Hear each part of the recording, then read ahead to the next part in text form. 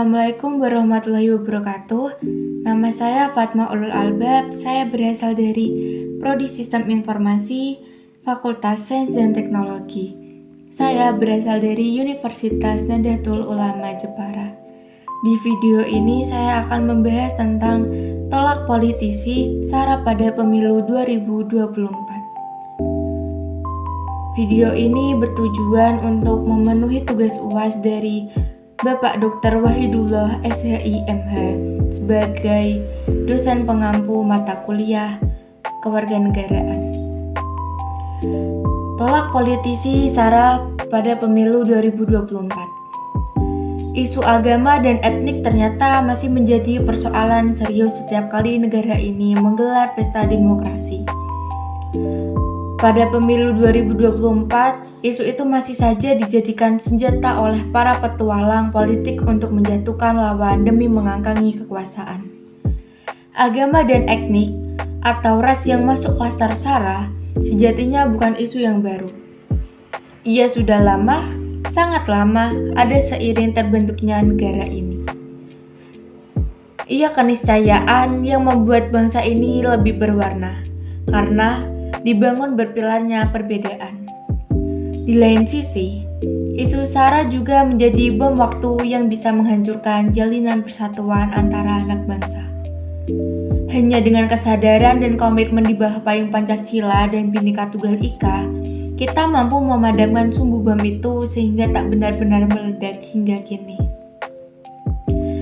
Namun, harus kita akui pula, bibit-bibit bahwa isu SARA bisa menjadi pangkal musibah sudah dan terus tumbuh.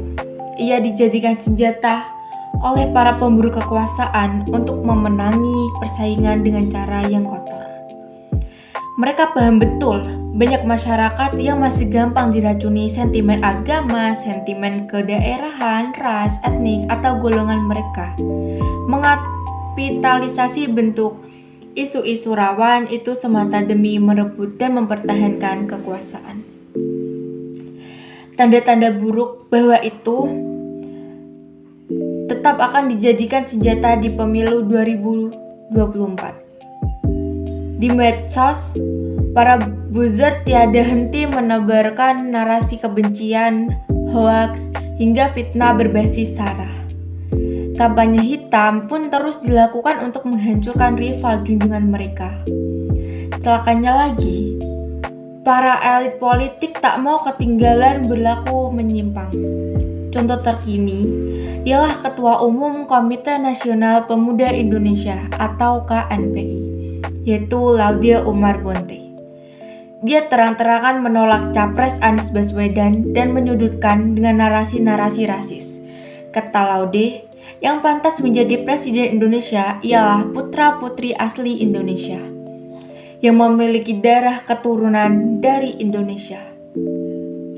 Menurut dia, Anies bukanlah putra asli Indonesia meski lahir dan besar di negeri ini. Nenek moyang Anies berasal dari Arab. Laude bahkan menganalogikan eksistensi Anies dengan kolonial Belanda.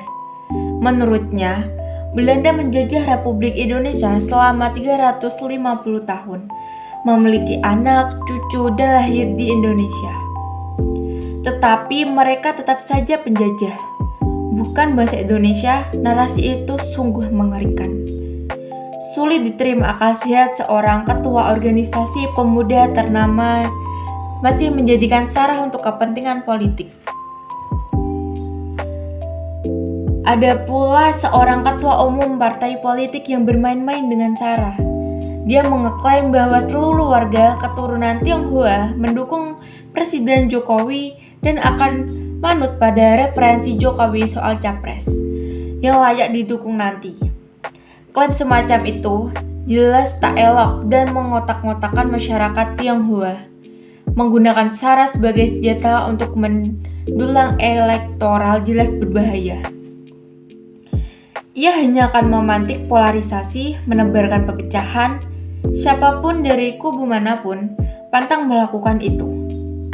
Pada konteks itu pula, Tepat kiranya langkah Komisi Pemilihan Umum menggandeng Majelis Tinggi Agama untuk membantu mencegah isu agama dicampur adukan dengan politik menjelang pemilu.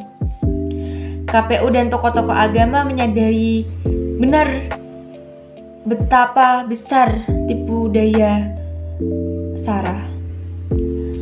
Tak cuma tokoh agama tentu saja mencegah politik SARA, perlu juga dilakukan bersama tokoh-tokoh masyarakat dan elit-elit politik. Imbauan dari tokoh agama dan tokoh masyarakat tak akan maksimal jika elit politik tak punya komitmen yang sama. Dengan penegakan hukum yang mutlak kedepankan agar para pemain politisasi SARA jera. Memainkan SARA dalam politik ialah perilaku primitif.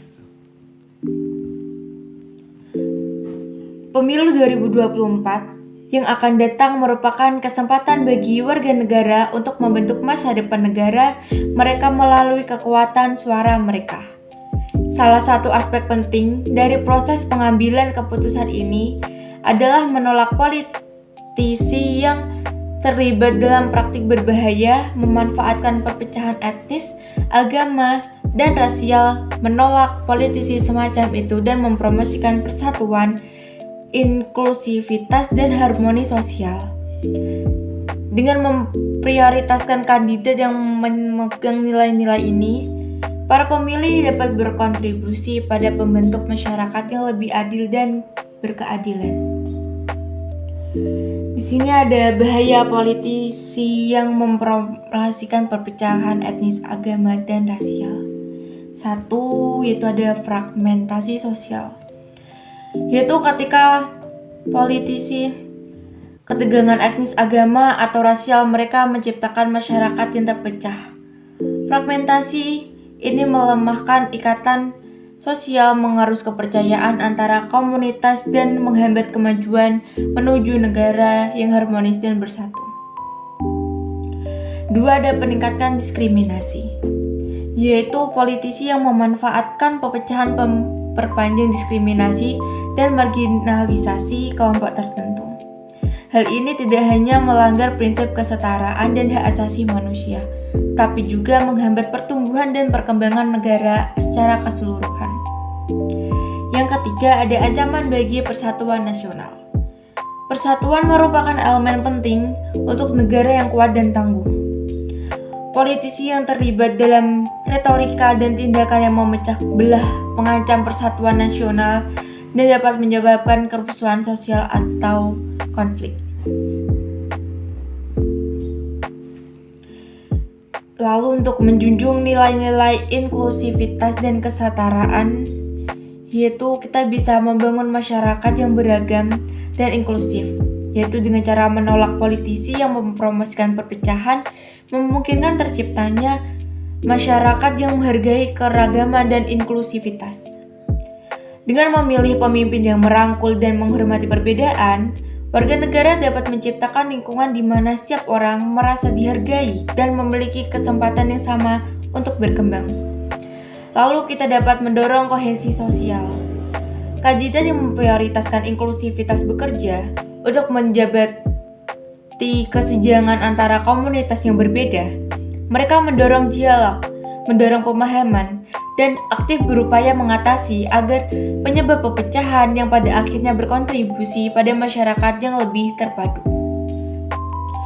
Lalu kita dapat menanggapi retorika dan tindakan politisi SARA dengan cara melakukan penelitian mendalam, lalu bisa memeriksa komitmen politisi terhadap persatuan. Setelah itu kita dapat memilih pemimpin dan membangun persatuan dengan cara kita melihat kualitas pemimpin. Ketika kita memilih politisi, pertimbangan kualitas kepemimpinan mereka secara keseluruhan. Pertimbangan kapasitas mereka untuk mengatasi masalah yang kompleks, bekerja dengan orang-orang dari berbagai latar belakang, dan membangun kerjasama yang bermanfaat bagi masyarakat.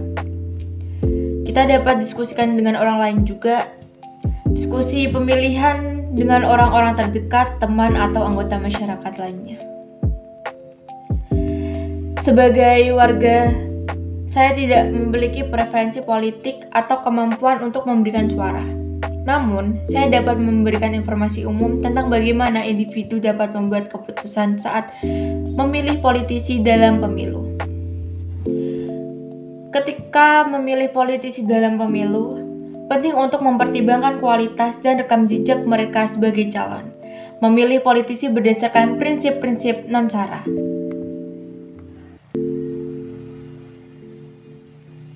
Berikut kita dapat melakukan pertimbangan dengan poin-poin yang akan saya sebutkan, yaitu kita harus teliti untuk calon politisi, lalu kita harus bisa menilai apa saja yang dijunjung calon politisi, lalu rekam jejak dalam isu sara, kualitas kepemimpinan. Kesimpulan dari video ini, dalam pemilu 2024, menolak politisi yang mempromosikan perpecahan etnis, agama, dan rasial merupakan langkah penting untuk membangun masyarakat yang inklusif dan persatuan. Dengan memilih pemimpin yang memegang nilai-nilai persatuan dan kesetaraan, kita dapat berkontribusi pada pembentukan masyarakat yang lebih adil, harmonis, dan berkeadilan. Mari kita jadikan pemilu ini sebagai momentum untuk menyuarakan penolakan terhadap politisi sara dan membangun masa depan yang lebih baik untuk negara kita. Sekian video yang saya sampaikan. Selebihnya kalau ada kesalahan saya mohon maaf dan terima kasih. Assalamualaikum warahmatullahi wabarakatuh.